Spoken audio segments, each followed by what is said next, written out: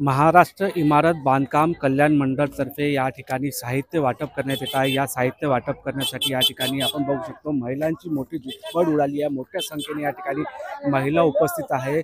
चंद्रपूरचा तापमान हा 45 डिग्रीच्या पार गेला असताना अशा ठिकाणी चंद्रपूर शहराच्या बाहेर MIDC परिसरामध्ये हे साहित्य वाटप करण्यात येत आहे आणि महिला देखील या ठिकाणी मोठ्या प्रमाणात उपस्थित आहे। लांबचे लांब रांगा लावून आहे।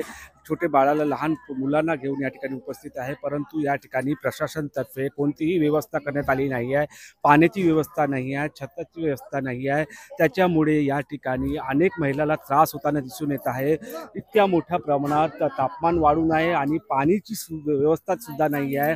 परंतु प्रशासन असा गलथान कारभार प्रशासनाच्या या ठिकाणी दिसून येत आहे। कारण की ज्या प्रकारे आपण साहित्य वाटप करत आहोत तर साहित्य वाटप करताना या ठिकाणी पूर्ण व्यवस्था असली पाहिजे, परंतु इथं कोणतीही व्यवस्था या ठिकाणी दिसून येत नाही आहे। त्याच्यामुळे आता काही यांचे जीव घेणं बाकी आहे का हाच एक प्रश्न निर्माण होत आहे। कारण की इतक्या उन्हामध्ये या महिला या रांगेत लागून आहे। 45 डिग्री तापमान आहे, परंतु पाण्याची व्यवस्था किंवा ताडपत्रीची व्यवस्था या ठिकाणी नसल्याचे चित्र दिसून येत आहे।